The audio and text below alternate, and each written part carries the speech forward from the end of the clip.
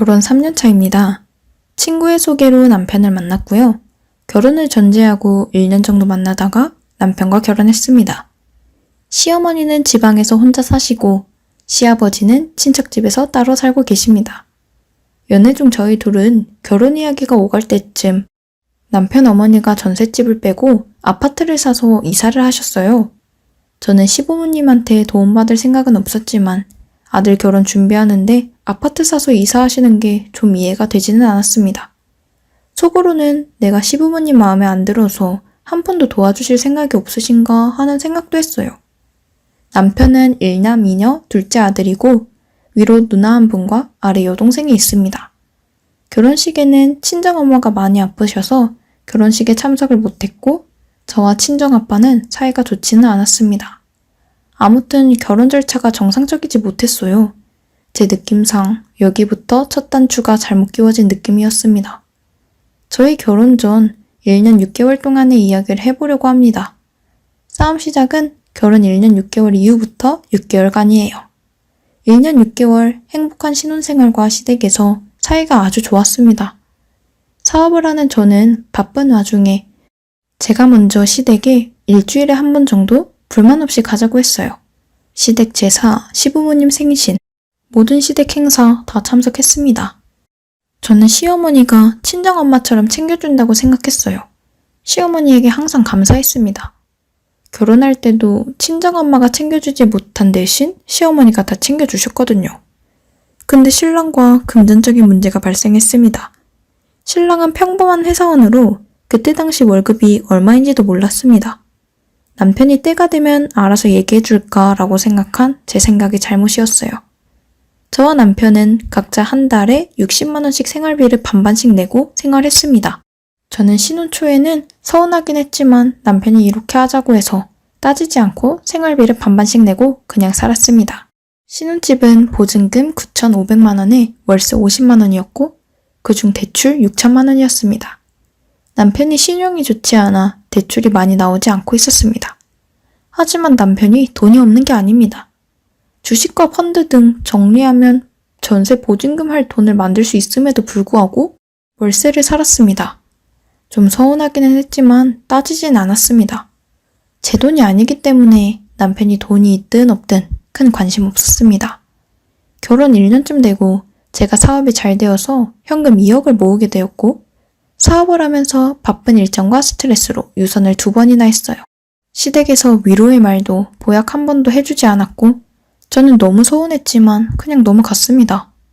저는 2억으로 뭘 해야 할까 하다가 마침 월세집 2년 만기가 되어 제 돈 2억 원과 월세 보증금을 합해 전셋집으로 이사하기로 했어요. 이사하기로 한 후 갑자기 남편이 제 돈 관리를 하려고 하는 거예요. 매달 생활비 60만 원 줘놓고 이제 와서 제 돈을 관리하려고 하다니 너무 어이가 없고 화가 나서 이참에 따져보기로 했습니다. 남편의 주식과 펀드 다 정리하면 2억 만들어지고 빚도 좀 줄이고 살아갈 수 있잖아요. 그래서 저는 남편에게 보약이고 뭐고 다 필요 없으니 내 마음 좀 편하게 해줘. 마음이 편해야 임신도 잘 되고 앞으로 유산도 되지 않잖아. 라고 말하고 1억을 만들어 오라고 했더니 남편은 단칼에 거절했습니다. 참나 돈이 없는 것도 아니고 있으면서 못 해주겠다고 배째라고 합니다. 전셋집 가는데 제 돈만 2억 넘으면 너무 억울하잖아요. 그래서 다툼이 시작되었고 시댁에 용돈을 주는 걸 알았지만 각자 돈 관리하니까 뭐라고 할 필요도 없었습니다. 근데 생각하면 생각할수록 너무 억울한 생각이 들었어요. 그래서 찬찬히 따져보았어요. 시댁 제사, 생신, 시댁 행사 등 시댁에 제 돈을 쓰는데 왜 친정 부모님에게 남편의 돈을 쓰지 않았습니다. 명절 때 친정 갈 때 신랑이 참치 선물 세트 사가려고 해서 제가 성질을 냈더니 귤과 세제를 샀다가 개망신당하고 아무튼 할 말이 너무 많지만 생략하겠습니다. 정말 남편은 짠돌이에다가 찌질이에요. 남편이 시부모님에게 용돈 주는 것도 알고 있었고 얼마를 주던 저는 상관이 없었습니다. 저도 친정 부모님께 용돈 똑같이 주면 억울하지 않겠다 생각하고요. 그러다가 남편 월급을 계산해보니 남편 용돈과 생활비 그리고 시부모님 용돈을 드리면 남는 게 없더라고요. 이제서야 계산이 확 되더라고요. 이젠 다 따지고 살아야겠구나. 이때 느꼈습니다.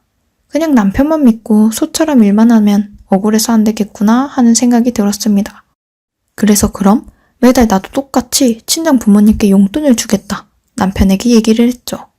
남편은 시부모님 용돈을 드린 적이 없으니 친정 부모님 용돈을 드리지 말라고 개소리를 하는 거예요. 제가 남편한테 시부모님 용돈 드리지 않냐고 따졌더니 누가 그런 걸 하느냐고 나 용돈 드린 적 없다고 하면서 시댁에 확인 전화해서 물어보자는 거예요. 저는 남편한테 시누이와 통화를 스피커폰으로 하라고 했고 남편은 스피커폰으로 시누이와 통화를 했습니다. 그런데 시누이는 스피커폰인 줄 모르고 언니 친정 없잖아. 헉, 이 사람들이 내 앞에서는 엄마인 척 동생인 척 가족으로 인정한 척 하더니 내 뒤에서는 나와 우리 집을 무시하고 있었구나. 내가 돈을 좀 만지게 되니 자기가 번 돈은 자기 거고 내가 번 돈도 자기 거구나.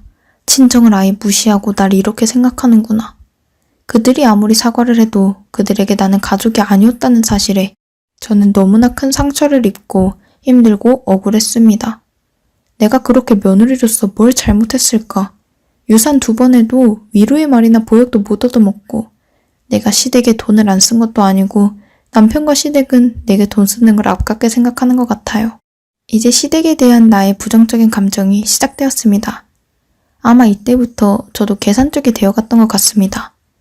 남편은 1억을 마련하지 않았기 때문에 2억짜리 전세 얻어가면서 저는 1억 원만 부담하여 얻고 남편이 준비한 9,500만 원에서 똑같이 하자고 500만 원 추가로 받았습니다. 그 중에서 6천만 원 대출 이자와 원금은 남편이 혼자 갚으라고 했습니다. 생활비 각자 60만 원 내서 120만 원에서 생활비 쓰고 부족하면 안 쓰고 살고 용돈은 각자 주는 걸로 철저하게 계산적으로 살았습니다. 금전적인 건 이렇게 정리가 되었지만 이렇게 칼같이 정리한 이 애정이 식어가는 것도 느껴지더라고요.